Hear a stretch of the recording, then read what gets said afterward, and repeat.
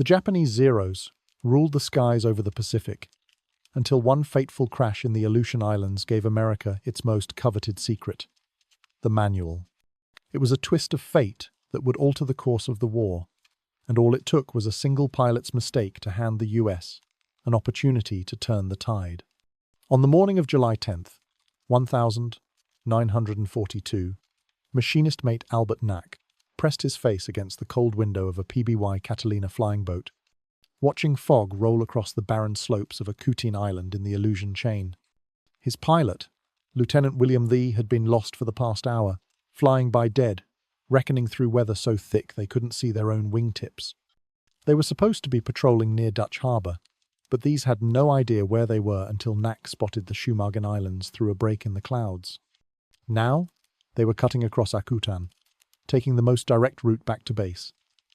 That's when Thach saw it. A dark shape in a grassy valley half a mile inland from Broadbight. An airplane upside-down tail in the air. Japanese markings clearly visible even from altitude. A Zero fighter intact. The aircraft that had been killing American pilots at a rate of 12-1 for the past 6 months. Thigh circled twice to confirm what they were seeing. The Zero looked almost perfect. No major damage, just sitting there in the marsh grass, waiting.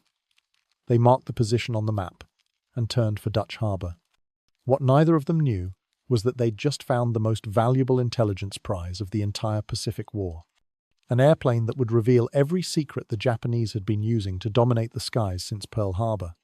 But getting that airplane off Akutan Island and into American hands would require 3 separate recovery attempts, 2 months of work, and a level of secrecy that would determine who lived and who died in every dogfight for the next 2 years. 6 months earlier, on December 8th, 1941, the Japanese had struck the Philippines with devastating force. By the end of the first week, 37 American pilots were dead. The Zeros came out of nowhere, faster than anything the Americans had seen, more maneuverable than seemed physically possible. They could climb at 5,000 feet per minute. They could turn inside any maneuver an American fighter attempted. They had a range of over 1,500 meters, which meant they could escort bombers deeper into enemy territory than anyone thought possible. And they were flown by pilots who had been training for war since 1937. Veterans of combat in China, where they'd shot down 99 Chinese aircraft while losing only 2 Zeros to ground fire. American intelligence had heard rumors about this airplane. Reports from China mentioned a fighter with extraordinary performance, but most commanders thought the reports were exaggerated. Japanese aircraft were supposed to be inferior copies of Western designs, cheap, poorly made. That's what the training manuals said. The manuals were catastrophically wrong. When the Zeros hit Pearl Harbor on December 7th, 1941, 78 of them flew in the first wave. American fighters that managed to get airborne were simply outclassed. The Curtiss P-40 Warhawk couldn't climb with a Zero. The Brewster F-2A Buffalo couldn't turn with it. The Grumman F-4F Wildcat was tougher, but slower and less agile. Pilots who tried to dogfight the Zero died. In the skies over the Philippines during those first terrible weeks, American pilots learned hard lessons. Captain Jesus Vilmore, flying an obsolete P-26P shooter, watched Zeros tear through his formation. He survived only by diving away at full throttle. Lieutenant Randall Keaton got the first confirmed American kill against a Zero on December 8th, but his squadron lost 11 aircraft that same day. At Clark Field, 18 P-40S sat on the runway when the Japanese bombers arrived. All 18 were destroyed on the ground. The pilots never got airborne. By January 1942, the official American tactic was simple and humiliating. If you encounter a Zero, run away. Dive for the deck. Use your heavier aircraft's better dive speed and get out of the fight. Don't try to turn with it. Don't try to climb with it. Just run. And even that didn't always work. Over Java in February 1942, Allied pilots flying Hurricanes and P-40S faced Zeros in battle after battle. The kill ratio was devastating. For every Zero shot down, the Allies lost 10 aircraft. At Darwin, Australia on February 19, 1942, A single raid by Japanese bombers and Zeros destroyed 23 Allied aircraft. The Zero seemed invincible. Pilots returning from combat described it with almost mystical reverence. It could turn on a dime. It could climb like a rocket. It could stay in the air for hours. Some pilots claimed the Zero had no weaknesses at all. But one man refused to accept that the Zero was unbeatable. Lieutenant Commander John Thach was commanding officer of Fighting Squadron 3 VF-3 based out of San Diego in early 1942. He'd been an aviator.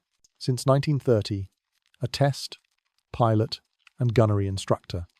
He was known for tactical thinking, for spending his evenings working through combat scenarios, using matchsticks on his kitchen table to represent aircraft formations. In the spring of 1941, Thach received an intelligence bulletin describing the Zero. The report came from the Fleet Air Tactical Unit Intelligence Bulletin, published September 22, 1941. It detailed everything the Japanese fighter could do. Extraordinary maneuverability, 5,000 feet per minute climb rate, small turning radius. The Wildcat he was flying couldn't match any of it. Thach spent every evening for weeks trying to figure out a tactical solution. The standard American fighter formation was 3 aircraft, a leader, and 2 wingmen. It had been used since World War I, but Thach realized that formation required pilots to spend too much attention watching their leader, and not enough watching for threats. He switched to a 2-plane element, a leader and wingman, flying side by side, separated by about the turning radius of a Wildcat. 2 of these elements made a 4-plane division. When one element got jumped by a Zero, both elements would turn toward each other. The Zero pilot would line up a shot on one element, then suddenly find himself facing 2 Wildcats coming straight at him from the opposite direction. If he pressed his attack, he'd fly into a head-on engagement. If he broke off, the other element would get on his tail. Thach called it the beam defense position. His pilots called it something else, but they practiced it anyway. In May 1942, Thach arranged for aircraft with better performance than Wildcats to play the role of attacking Zeros in training exercises. The beam defense worked every single practice engagement. The attackers couldn't get a clean shot. The defending Wildcats always ended up in firing position. But Thach had never tested it against real Zeros. He'd get that chance at Midway. On the morning of June 4th, 1942, Lieutenant Commander Lance Massey led 12 Douglas TBD Devastator torpedo bombers on an attack run against the Japanese carrier fleet northeast of Midway Island. Massey was the commanding officer of Torpedo Squadron 3, VT-3. Thach and 6 Wildcats from Fighting Squadron 3 were flying escort at 1,500 feet above the torpedo bombers. They were supposed to protect Massey's flight from Japanese fighters. But when the torpedo bombers started their attack run shortly after 0800 hours, 20 Zeros dove out of the sun and tore into the formation. Thach's division of 4 aircraft, including himself, his wingman, Ensign Robert Dibb, Lieutenant Brainard Macoma, and Ensign Edgar Bassett tried to engage. Bassett's Wildcat was hit immediately. The Zero pilot put a burst into Bassett's fuselage. The Wildcat slanted toward the water and exploded. Thach called for Dibb and McMumber to follow him into the beam defense. They turned toward each other. A Zero lined up on Macoma. Thach turned hard toward Macoma and Dibb followed. The Zero pilot saw Thach coming head-on, but committed to his attack anyway. Thach squeezed the trigger. His 450 caliber machine guns and single 20mm cannon hammered out a 3-second burst. The rounds walked up the Zero's fuselage. Pieces flew off. The Zero's engine erupted in flames and the aircraft fell away, trailing black smoke. First kill using the beam defense, but there were 19 more Zeros and only 3 Wildcats left. Dibb called that he had a Zero on his tail. Thach turned toward him. Dibb turned toward Thach. They crossed paths. The Zero pilot tried to follow Dibb through the turn and flew right into Thach's firing cone. Thach hit him with a head-on burst. The Zero shed part of its engine, cowling, and burst into flames. Second kill. They kept weaving back and forth. Every 20 to 30 seconds, another Zero would attack. Every 20 to 30 seconds, The Weave would position one of the Wildcats for a deflection shot. Makoma's radio was out. He couldn't hear that.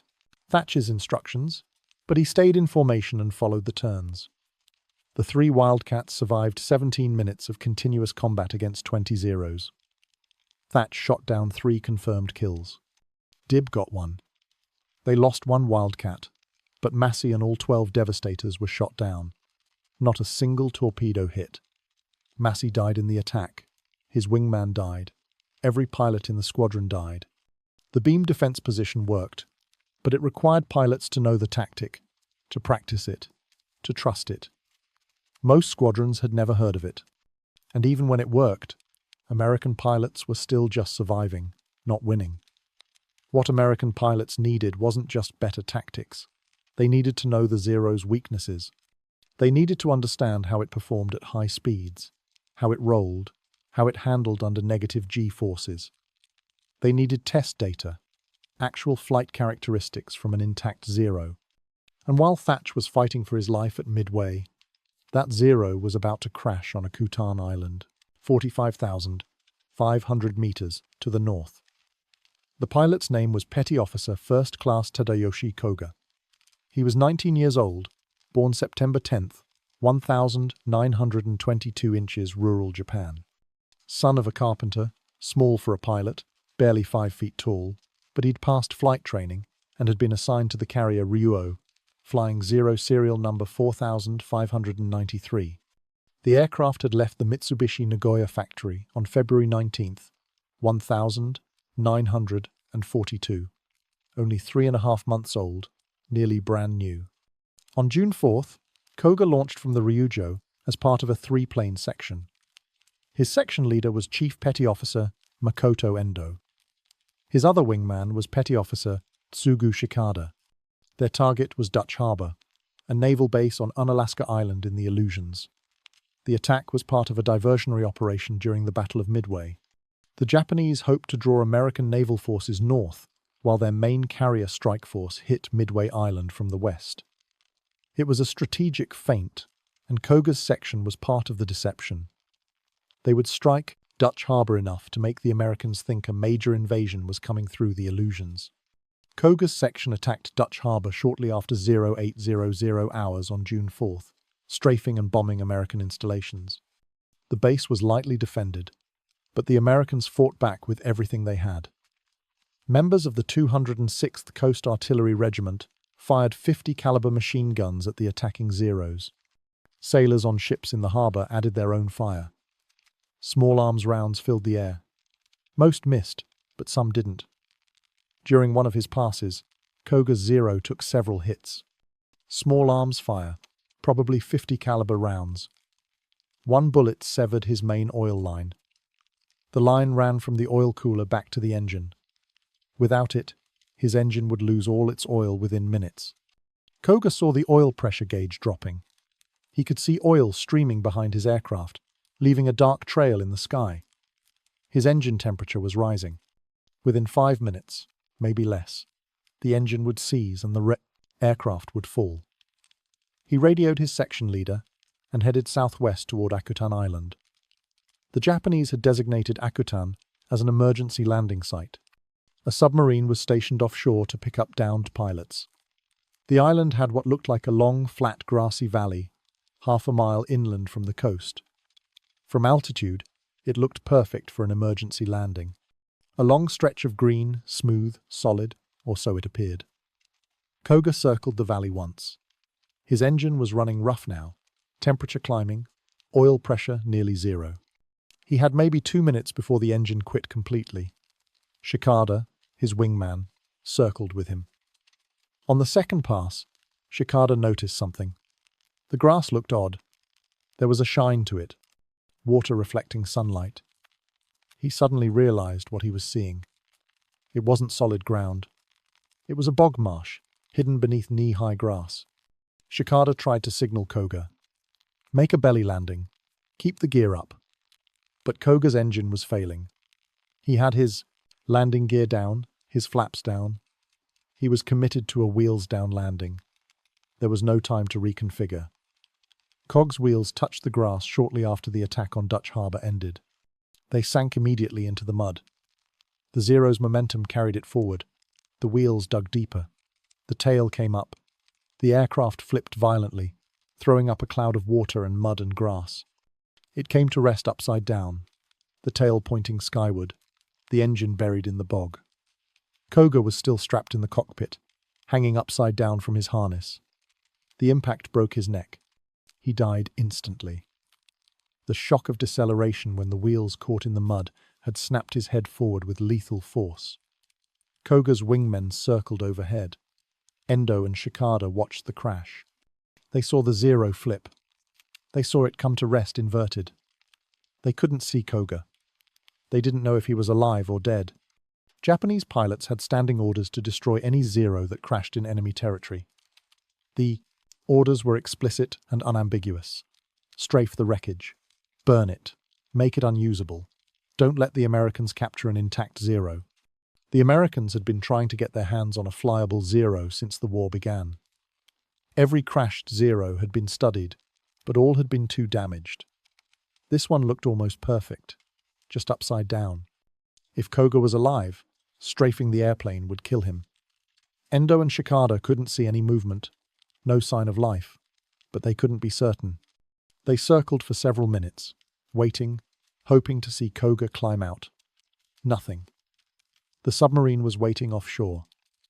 They had to leave before American aircraft arrived. Japanese fighters were low on fuel. The attack was over. They had to return to the Ryujo. Endo and Shikada made a decision. They left the Zero intact and flew back to their carrier.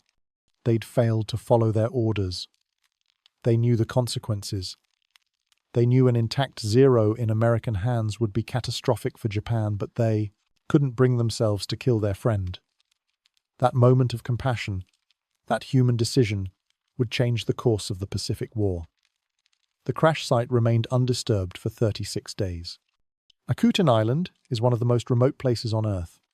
Barren, volcanic, almost always covered in fog. The Aleutian Islands have some of the worst weather in the world. Rain, fog, wind, and cold. The valley where Koga crashed was out of sight of standard flight paths. Ships passing the island couldn't see inland. The terrain blocked the view. The Zero sat there through June, through the first week of July, slowly sinking deeper into the bog. Rain fell, fog rolled through. The Zero settled into the mud, but remained largely intact. The inverted position actually helped preserve it. The engine and cockpit were protected from the elements. On July 10th, 1942, Lieutenant William Thach and his PBY crew spotted the Zero by pure chance. They'd been lost in the fog, only found the wreckage because they cut across the island instead of flying around it. The next day, July 11th, a recovery team flew out to assess the situation. Lieutenant Robert Kerms led the team. They landed on the coast and hiked half a mile inland through rough terrain. When they reached the crash site, they found Koga's body still in the cockpit, hanging upside down from his harness. They pulled him out carefully. His neck was clearly broken. They could see the angle was wrong. They dug a grave on a nearby knoll overlooking the valley. They had no chaplain, but they gave Koga as proper a burial as circumstances allowed. They marked the grave with stones. Then they examined the Zero. Kerms walked around the aircraft slowly, taking notes. The airframe was intact. The wings showed no major damage. The tail was straight. The fuselage had a few bullet holes from the Dutch harbour attack, but nothing catastrophic. The engine appeared undamaged. The three-blade Sumitomo propeller was bent from the impact, but reparable. The landing gear was sheared off when the wheels caught in the bog. The vertical stabilizer was bent. The rudder was twisted. The wingtips were scraped. The flaps were damaged. The canopy was cracked. But overall the aircraft was in remarkable condition. This Zero could fly again. Kerms reported back to Dutch harbour immediately. The Navy moved fast. They dispatched a salvage team with heavy equipment, but nature fought back. The ship carrying the lifting equipment lost 2 anchors, trying to hold position in the brutal Aleutian currents. Tides in the Aleutians can change 15 feet in 6 hours. Winds regularly exceed 50 miles per hour. The recovery team couldn't move the Zero. It weighed over 5,000 pounds and was stuck deep in the mud. The bog held it like a vice. They had to leave it and try again. On July 15th, a third recovery team arrived with better equipment. They brought a portable crane, cables, and a barge. They worked for 2 days in miserable conditions. Cold rain, fog so thick they could barely see 20 feet. The mud was like glue. They rigged cables under the Zero's fuselage. The crane strained. The cables went too taut, slowly. The Zero began to move. Mud sucked at the airframe. There was a wet tearing sound as the aircraft pulled free. They hauled it upright. Water and mud poured out of the cockpit and engine cowling. They let it drain. Then began the arduous task of moving it overland to the coast. They had to build a temporary road through the marsh. They laid down wooden planks. They dragged the Zero inch by inch. It took them another full day to reach the barge. At Dutch Harbour, they turned the Zero right side up and cleaned off the worst of the mud. The aircraft was filthy but salvageable. They loaded it into the cargo hold of the USS Street Meal, a transport ship. The Zero was wrapped and secured. Armed guards stood watch. Nobody could know what was in the hold. The St. Miel sailed for Seattle on July 20th. The voyage took 12 days through rough North Pacific seas. The ship arrived in Seattle on August 1st. From there, the Zero went by barge to Naval Air Station North Island in San Diego, California. North Island had secure facilities and some of the Navy's best aircraft mechanics. When the Zero arrived at North Island on August 12th, the Navy erected a 12-tie stockade around it inside a hangar. Armed Marines stood guard 24 hours a day. Nobody was allowed near the aircraft without written authorization from the base commander. The threat of souvenir hunters was real. One stolen part could compromise the entire intelligence operation. The put-to mechanics worked in total secrecy. They documented every part removed. They measured every dimension. They photographed everything. They straightened the vertical stabilizer carefully, checking for metal fatigue. They repaired the rudder, ensuring it moved freely through its full range. They replaced the wingtips with fabricated pieces that matched the original specifications. They fixed the flaps, testing the hinge points. They manufactured new landing struts to replace the ones sheared off in the crash. The original 3-blade Sumitomo propeller was bent, but they dressed it carefully and reused it. They patched the bullet holes from Dutch Harbour, filling them with aluminum patches. They repainted the original red Hinamaru round with American blue circle, white star insignia. The entire repair process took 6 weeks of careful work. On September 20th, 1942, 2 months and 16 days after Koga crashed on Aleutian, the Zero was ready to fly. Lieutenant Commander Eddie Sanders would be the test pilot. Sanders was 31 years old. He'd been a Navy test pilot since 1938, assigned to Naval Air Station Anacostia in Washington. He was known for precision and technical analysis. Not flashy, not an ace. Just a methodical pilot who understood aircraft systems and could articulate what he felt in the controls. The Navy needed someone who could fly the Zero and extract every bit of technical data from it. Sanders was the right man for the job. On September 20th at 0900 hours, Sanders climbed into the Zare's cockpit for the first time. The cockpit was cramped, much smaller than a Wildcat. Sanders was not a large man, but even he felt squeezed. The seat was hard, the cushioning minimal. Japanese pilots were selected partly for their small stature. A pilot over 5'8" would struggle to fit. The instrument panel was simple compared to American aircraft. Engine gauges on the left, tachometer, manifold, pressure, oil temperature.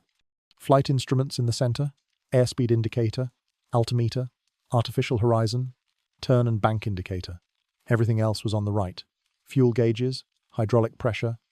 All the labels were in Japanese. Sanders had studied translations, but it still felt alien. He found the throttle, the mixture control, the propeller pitch lever, the landing gear handle, the flap control. Everything was where it should be, just laid out differently. Sanders started the Nakajima Sakai engine. The engine coughed once, caught, and settled into a smooth idle. The sound was different than an American engine, higher pitched. The propeller arc was visible in the morning Sunday. The aircraft vibrated, but differently than a Wildcat. Lighter, less substantial. The whole airframe felt delicate. Sanders checked the gauges. Oil pressure normal. Temperature rising slowly. Fuel pressure good. He advanced the throttle slightly. The engine responded immediately. Crisp. No hesitation. He released the brakes and taxied toward the runway. The Zero rolled easily. The tailwheel steering was light and responsive. Too light, almost. It would take getting used to. Sanders lined up on the runway. He advanced the throttle smoothly. The Zero accelerated quickly, very quickly. The lightweight meant rapid acceleration. At 60 knots, Sanders pulled back on the stick. The Zero leaped into the air. The takeoff roll was remarkably short, maybe half what a Wildcat needed. Sanders retracted the landing gear. The gear came up with a solid thunk. He raised the flaps. The Zero climbed steeply. Climb rate was immediately apparent. The Zero was climbing at over 4,000 feet per minute, maybe closer to 5,000. It was extraordinary. Sanders leveled off at 5,000 feet and began testing basic handling. He flew straight and level. The Zero tracked well. It was stable. The controls felt light but precise. At low speeds, the aircraft felt alive, responsive. He tried a gentle turn. The Zero snapped into the turn with almost no effort. The roll rate at low speed was impressive. He reversed direction again. The Zero responded instantly. Sanders pushed the airspeed up. At 150 knots, about 170 miles per hour, the controls still felt normal. Light, precise, responsive. At 180 knots, he felt the ailerons stiffen slightly, just a hint of resistance. At 200 knots, 230 miles per hour, the ailerons froze. Sanders tried to roll the aircraft. He pushed the stick hard to the right. The ailerons barely moved. It felt like the control surfaces were locked. He had to use both hands and significant force just to get a slow roll started. The fabric-covered control surfaces were ballooning with air pressure at high speeds. They were becoming rigid, immovable. At 250 knots, it was physically impossible to roll the Zero at any useful rate. A pilot could push with all his strength and get maybe a few degrees of bank per second. In combat, that was nothing. An American pilot in a Wildcat or Corsair could roll hard right or left at high speed, and the Zero couldn't follow. Sanders made careful notes. This was critical. Everything changed above 200 knots.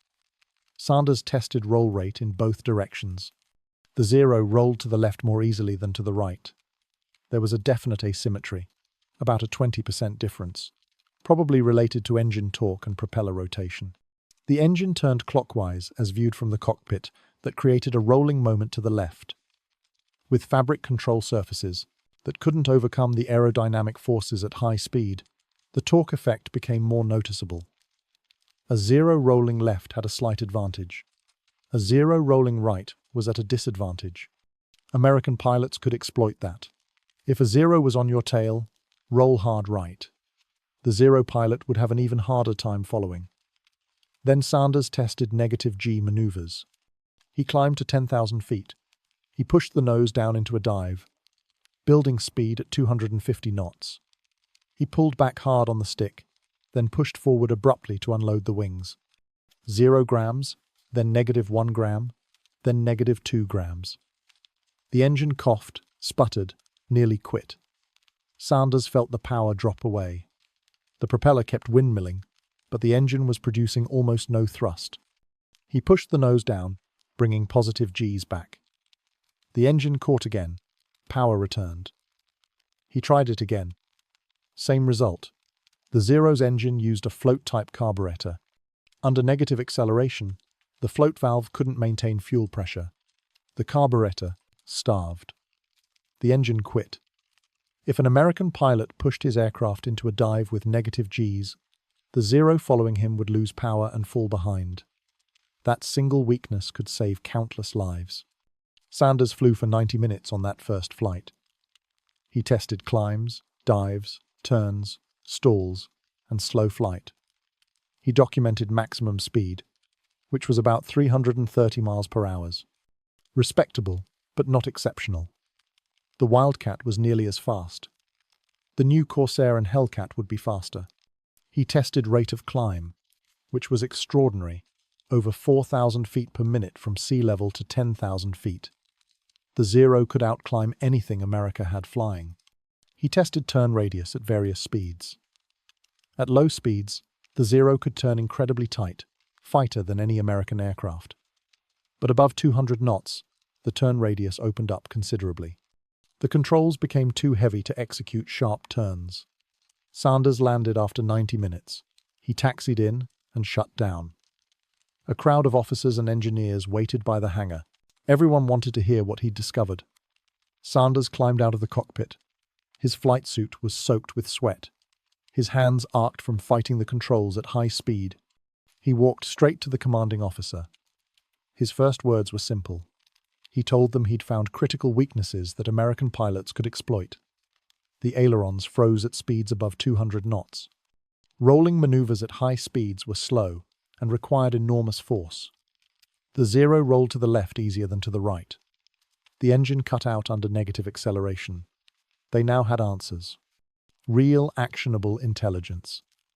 Sanders flew 24 test flights between September 20th and October 15th. Each flight revealed more data. He tested the Zero against a Wildcat in mock combat. The Wildcat pilot tried every maneuver. At low speeds, the Zero dominated completely. It could turn inside the Wildcat every time. But when the Wildcat used speed, diving attacks, and high-speed reversals, the Zero couldn't follow. The tables turned completely. Sanders tested armament. The Zero had two 7.7mm machine guns in the nose and two 20mm cannons in the wings. The machine guns were rifle, a caliber, inadequate against armored American aircraft.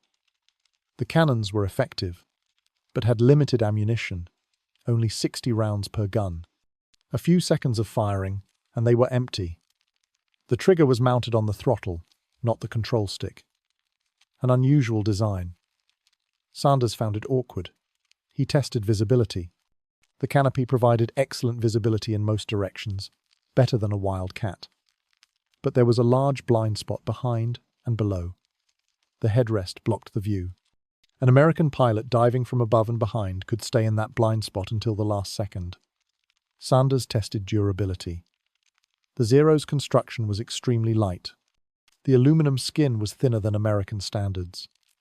There was no armor around the cockpit, no self-sealing fuel tanks. A few .50 caliber rounds in the right place could cause catastrophic damage. The Zero was designed for performance, not survivability. It was a knife fighter, deadly if it got close, but fragile. Sanders documented everything in his official report. He wrote that the very first flight exposed weaknesses American pilots could exploit with proper tactics. He described the aileron freeze at speeds above 200 knots. He explained the asymmetric roll rate. He detailed the carburetor problem under -G. He provided specific recommendations. American pilots should avoid turning fights at low speeds. They should use diving attacks from altitude, building speed past 250 knots. They should make a single firing pass, then zoom back to altitude using speed and climb rate. They should use -G dives to escape. If a Zero got on their tail, they should roll hard right, as the Zero couldn't follow that direction as easily. At about 200 knots, they should roll hard before the Zero pilot could get his sights lined up. Sanders's report was classified top secret and distributed to fighter squadrons throughout the Pacific Fleet. But reading a report was one thing. Seeing it was another, the Navy decided to conduct live demonstrations. Lieutenant Melvin Hoffman was assigned to fly the Zero in mock combat against newly trained pilots. Hoffman was a test pilot stationed at Naval Air Station Anacostia. His call sign was Boogie. He'd been flying Wildcats since 1941. In late October 1942, Hoffman received orders to conduct dogfighting demonstrations using the captured Zero. The Navy wanted to train pilots using the actual aircraft they'd be fighting. Show them exactly how to exploit the weaknesses Sanders had discovered. The demonstrations were held over San Diego Bay throughout late 1942 and into 1943. Each engagement was designed to test specific tactics. The first demonstration showed low-speed turning fights. Hoffman flew the Zero against 4 Wildcat pilots who just completed training. The Wildcats tried every maneuver. They knew. Hoffman stayed on their tails through every turn. The Zero was simply too maneuverable at low speeds. One by one, the Wildcats would have been shot down. The student pilots watched Hoffman outmaneuver them effortlessly. They learned the lesson viscerally. Don't dogfight a Zero at low speeds. You'll lose every time. The second demonstration showed high-speed diving attacks. The Wildcat pilot started at 10,000 feet. Hoffman in the Zero started at 5,000 feet. The Wildcats rolled inverted and dove, building speed past 250 knots. Hoffman tried to follow. He rolled the Zero, or tried to. The students watching from the ground saw Hoffman struggling with the controls. The Zero's roll was painfully slow. The Wildcats completed their dives, pulled out at 2,000 feet, and zoomed back to altitude. Hoffman was still trying to get the Zero pointed downward. By the time he rolled in, the Wildcats were already climbing away. The students understood immediately. Hit the Zero fast. Don't slow down. Use speed as your weapon. The third. The demonstration showed the negative G escape. A Wildcat pilot let Hoffman get on his tail in the Zero. Hoffman closed to firing range. From the ground, it looked like the Wildcat was finished. Then the Wildcat pilot pushed over hard into a dive, unloading the wings. Negative 2 Gs. Hoffman tried to follow. The Zero's engine coughed, sputtered, and quit. Black smoke poured from the exhaust. The propeller windmilled uselessly. Hoffman fell behind, trying desperately to restart the engine. The Wildcat pilot extended the range, brought the nose up, restored positive Gs. The Zero's engine caught and restarted, but by then the Wildcat was 2,000 feet away and climbing. The students watched the smoke trail from Hoffman's engine. They saw how quickly the Zero lost power. They understood. If a Zero gets on your tail, push over hard. Use negative Gs. The Zero can't follow. The demonstrations continued for months. Hundreds of pilots rotated through the training program. Each one flew against Hoffman in the captured Zero. Each one saw the Zero's weaknesses demonstrated in actual flight. Each one learned the tactics that would keep them alive. Pilots who went through the training talked about it constantly. They described what they'd seen. They explained the tactics. By early 1943, word had spread throughout the Pacific Fleet. The Zero had weaknesses. Specific, exploitable weaknesses. Don't turn with it at low speeds. Attack from high altitude with speed. Roll hard right at high speeds. Use negative Gs to escape. The tactics worked. Marine Corps pilot Lieutenant Colonel Kenneth Walsh went through the training in early 1943. Walsh would go on to shoot down 21 Japanese aircraft during the war. Years later, he credited the Akutan Zero training with saving his life multiple times. He said, knowing what to do with a Zero on his tail, information that came from Koga's Zero saved his life several times. Other pilots echoed his Inutu assessment. The captured Zero was a treasure. No other captured machine had ever unlocked so many secrets at a time when the need was so great. In January 1943, American pilots began shooting down Zeros at rates that shocked Japanese commanders. The kill ratio started shifting. In July 1942, before the Akutan Zero was tested, the ratio had been 12 Japanese kills for every 1 American loss. By March 1943, 4 months after the training demonstrations began, the ratio was nearly even. By June 1943, American pilots were killing more Zeros than they were losing. The change wasn't because of better aircraft, although new planes were arriving. The Wildcat was still the primary fighter in many squadrons. The change was because of knowledge. American pilots understood how the Zero performed. They knew when it was dangerous and when it was vulnerable.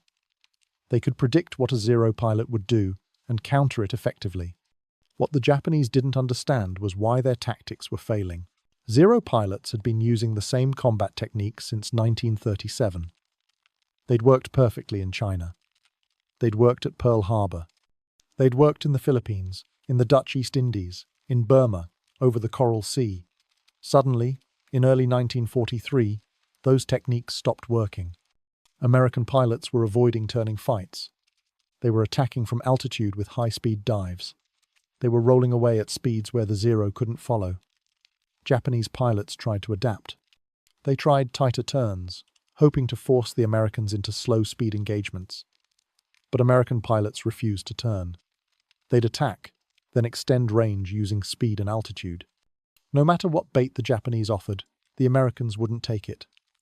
Japanese pilots tried aggressive pursuit, closing the range before the Americans could dive away. But American pilots used negative G dives that somehow caused problems for pursuing Zeros. The Japanese pilots couldn't understand why their engines were cutting out. They knew to avoid negative G maneuvers in general, but they didn't have specific data about fuel pressure loss. They didn't understand the carburetor mechanism. They just knew that pursuing a diving American fighter sometimes resulted in power loss at the worst possible moment. Japanese pilots tried to compensate for poor high-speed roll rate by anticipating where Americans would go. But American pilots varied their escape directions unpredictably. Sometimes left, sometimes right, sometimes straight down with negative Gs. There was no pattern to exploit. The fundamental problem for Japanese pilots was they were fighting an enemy who understood their aircraft better than they did. American pilots knew the exact speed where the Zero's ailerons would lock up 200 knots. They knew the roll rate degraded asymmetrically. Easier left, harder right. They knew about the carburetor issue under negative Gs. They'd seen it demonstrated. They'd practiced against it. Japanese pilots had general to knowledge. They knew the Zero handled poorly at high speed, but they didn't have numbers. They didn't have a performance envelope chart showing exactly where the weaknesses appeared. American pilots did. That knowledge gap was created by one intact Zero sitting in a hangar in San Diego, and it was killing Japanese pilots every single day. Japanese intelligence officers examined wreckage from downed American fighters. They documented improvements in American aircraft. The Grumman F-6F Hellcat entered service in early 1943. It was faster than the Zero, more heavily armed, and could take more damage. The VAF F-4U Corsair was even faster, with better high-altitude performance. The Lockheed P-38 Lightning had twin engines and could outrun anything at high altitude. Japanese analysts concluded that American aircraft technology had surpassed the Zero. Better planes were beating their fighters. That was partly true. The new American aircraft were superior. But the real advantage wasn't just the aircraft. It was the tactics. Pilots flying the older Wildcats were also killing Zeros at improved rates. The tactics worked regardless of aircraft type. The knowledge worked against all Zeros. On January 12, 1944, First Lieutenant Robert Hansen, a Marine Corps pilot flying an F-4U Corsair from Vela Lavella, shot down 5 Zeros in a single mission. He used the high-speed attack tactics developed from the Akutan Zero data. Dive from altitude, build speed past 250 knots, make a single firing pass, zoom back to altitude, never turn, never slow down, never give the Zero a chance to use its superior low-speed maneuverability. Over the next 17 days, Hansen shot down 15 more Zeros using the same tactics, 20 kills in 17 days. The Zero had gone from the most feared fighter in the Pacific to target practice for pilots who knew its weaknesses. By mid-1944, Japanese losses to American fighters were catastrophic. The Great Marianas Turkey Shoot on June 19th and 20th, 1944 resulted in the MARP loss of approximately 650 Japanese aircraft against 123 American aircraft. Most of the Japanese losses were Zeros and other carrier aircraft. The battle took place over the Philippine Sea near Guam. American fighter pilots flying F-6F Hellcats and F-4U Corsairs slaughtered Japanese formations, using tactics that exploited every weakness the Akutan Zero had revealed. Experienced Zero pilots who survived the early war were being killed by American pilots with only a few months of combat experience. The Americans weren't better pilots inherently, they just had better information. The Akutan Zero remained at North Island through 1943, flying regular demonstration missions. In late 1943, it was flown to Washington National Airport and displayed as a war trophy. Crowds lined up to see it. The aircraft that had terrorized Allied forces for 2 years was now sitting in an American hangar with United States Navy insignia painted on the fuselage. Newspaper photographers took pictures. The Zero was a symbol of American technological espionage and tactical adaptation. In 1944, the Zero was recalled to North Island for continued use as a training aircraft. Newly commissioned pilots flew mock combat against it before deploying to the Pacific. The lessons were always the same. Don't turn with it. Attack with speed. Exploit its weaknesses. On February 15th, 1945, the Akutan Zero was destroyed in a training accident. The Zero was taxiing for takeoff at North Island when a Curtiss SB-2C Helldiver dive bomber lost control during landing. The Helldivers' landing gear collapsed. The aircraft skidded across the tarmac and slammed into the Zero. The Helldivers' propeller, still spinning at high speed, sliced through the Zero's fuselage like a saw. The Zero was cut nearly in half. Fuel spilled across the tarmac. Both aircraft were written off as total losses. The pilot of the Helldiver survived with minor injuries. Nobody was in the Zero at the time, but the most valuable intelligence, asset of the Pacific War, was gone. By then, it didn't matter. The Akutan Zero had already served its purpose. It had revealed the Zero's secrets. It had trained thousands of pilots. It had changed the air war in the Pacific. The knowledge it provided would never be lost. William Thach, the PBY pilot who spotted the Zero on July 10, 1942, survived the war. He continued flying patrol missions throughout the Aleutian campaign, and later in the Central Pacific. He flew submarine patrols, search and rescue missions, and anti-shipping strikes. He retired from the Navy in 1946 with the rank of lieutenant commander. He never received official recognition for finding the Zero.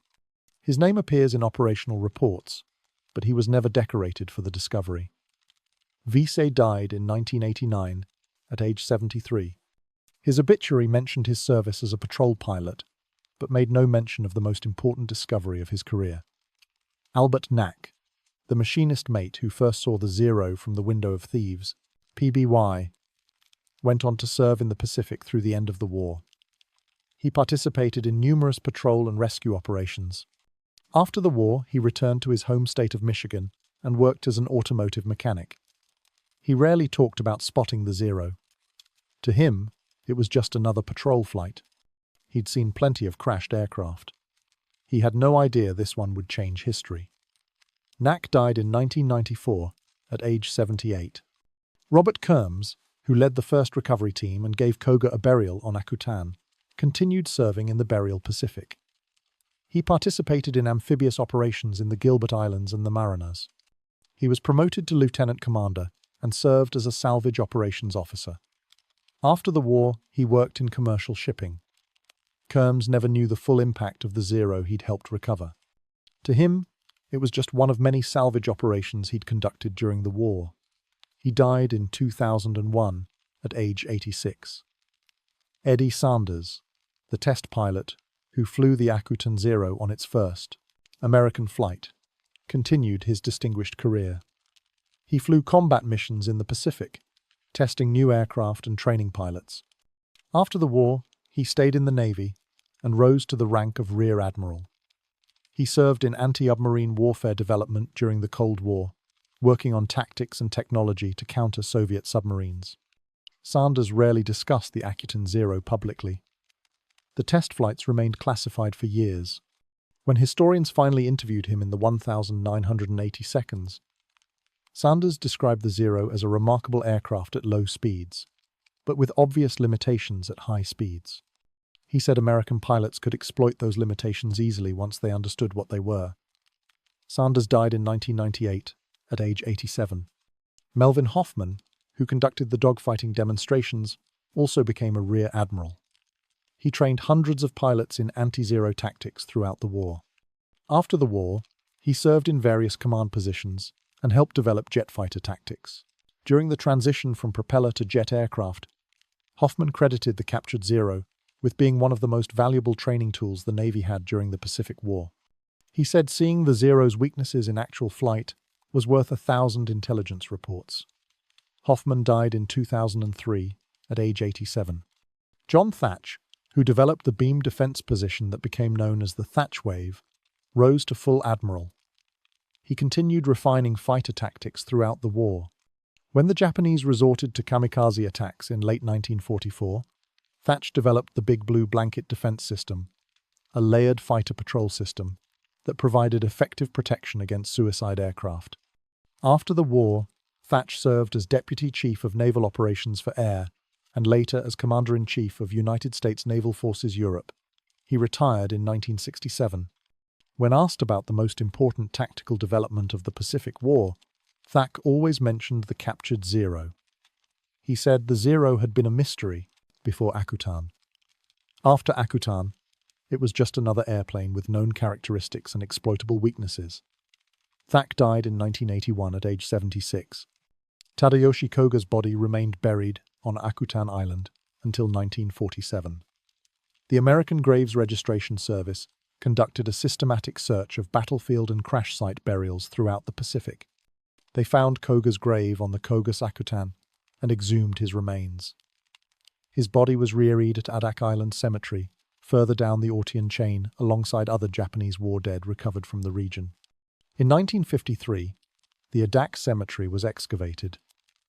236 Japanese bodies were repatriated to Japan. 13 were identified by name. The remaining 223, including Koga, were re-entered as unknown soldiers at Chidori-Gafuchi National Cemetery in Tokyo. Koga's family never learned what happened to him. They knew only that he'd been killed in action near the Aleutians. They had no body to bury, no grave to visit. It wasn't until the 1,980 seconds that researchers determined Koga's final resting place. In 1988, American author Jim Reardon and Japanese businessman Minoru Kawamoto conducted research into Koga's fate. They found the original burial site on Akutan, now empty. They traced the records through the Graves Registration Service and determined Koga's body had been among the unidentified remains repatriated in 1953. Reardon later wrote the definitive account of the Akutan Zero, documenting the full story of the aircraft's capture and impact on the war. Japanese historians learned about the Akutan Zero's role decades after the war ended. Lieutenant General Masatake Okumiya of the Japanese Air Self-Defense Force, a former Imperial Navy pilot and military historian, studied the intelligence failure. He concluded that the acquisition of the Akutan Zero was no less serious a blow to Japan than the defeat at the Battle of Midway. He wrote that the loss of one intact Zero had cost Japan hundreds of pilots and thousands of lives because American pilots learned to counter every advantage the Zero possessed. The Akutan Zero has been described by military historians as a prize almost beyond value to the United States, and probably one of the greatest intelligence prizes of the Pacific War. Small pieces of the Akutan Zero still exist in museums. William Leonard, an aviation machinist who witnessed the 1,945 collision that destroyed the aircraft, salvaged several gauges and instruments from the wreckage before it was hauled away. He kept them for decades, then donated them to the National Museum of the United States Navy in Washington, District of Columbia. The gauges are displayed in a case with a small placard explaining their origin. The Alaska Heritage Museum in Anchorage has fragments of aluminum skin and a piece of the control stick. The Smithsonian National Air and Space Museum has additional small pieces, including part of the instrument panel, but most of the Akutan Zero was scrapped in 1945. No complete airframe exists anywhere. Only fragments and photographs remain as physical evidence of the aircraft that changed the Pacific War. There is a photograph in the San Diego Air and Space Museum archives showing Eddie Sanders taxiing the Zero on September 20th, 1942, just before its first test flight. The aircraft looks pristine in the photograph. Fresh paint, American markings clearly visible, the rising sun insignia replaced with white stars on blue circles. Sanders is visible in the cockpit, his face serious and focused. Around the aircraft stand mechanics and guards watching history about to take flight. Another photograph in the National Archives shows the Zero being lifted out of the bog on Akutan Island in July 1942. Navy personnel stand around the aircraft, which is still caked in mud. The tail is pointing skyward. Cables are rigged under the fuselage. The photograph captures the moment when the most valuable intelligence asset of the Pacific War was finally freed from the Aleutian bog that had held it for 36 days. That is how intelligence victories actually happen in war. Not through elaborate spy networks, though those matter. Not through codereeing, though that changes battles. Sometimes it's just a pilot flying off course in weather too thick to navigate. A machinist mate looking out a window at exactly the right moment. A damaged aircraft attempting an emergency landing on an island nobody cared about. And two enemy pilots who couldn't bring themselves to destroy their friend's aircraft. Koga's wingmen, Endo and Shikada, violated direct orders when they left the Zero intact on Akutan. They knew the consequences. They'd been briefed on the importance of destroying any Zero that fell into enemy hands. They knew an intact Zero in American hands would be catastrophic for Japan's war effort. But they couldn't strafe an aircraft that might contain their living comrade. That moment of compassion, that fundamentally human decision, cost Japan the air superiority it had maintained since December 1941. One intact Zero, one test pilot's methodical analysis, one series of training demonstrations, and suddenly American pilots possessed complete knowledge. They understood the Zero's strengths and could avoid them. They understood the Zero's weaknesses and could exploit them. They knew the exact airspeeds where the Zero became vulnerable. They knew which direction to roll when escaping. They knew how to use negative G-forces to disable a pursuing Zero's engine. They transformed from victims into hunters. The Zero never recovered from that intelligence loss. It remained Japan's primary fighter through the end of the war, but only because Japan lacked the industrial capacity to design, test, and mass-reduce a replacement. By 1945, the Zero was obsolete, not because Japanese engineers failed to improve it, but because American pilots knew too much about it. They had studied the instruction manual. They had learned every secret, and they used that knowledge to dominate the IMBA, skies over the Pacific for the final 3 years of the war. If you found this story as compelling as we did, please take a moment to like this video. It helps us share more forgotten stories from the Second World War. Subscribe to stay connected with these untold histories. Each one reveals how individuals often acting on instinct or compassion changed the course of history. And we would love to hear from you. Leave a comment below telling us where you are watching from. Our community spans every continent, from those who remember these events to those discovering them for the first time. Thank you for watching, and thank you for keeping these stories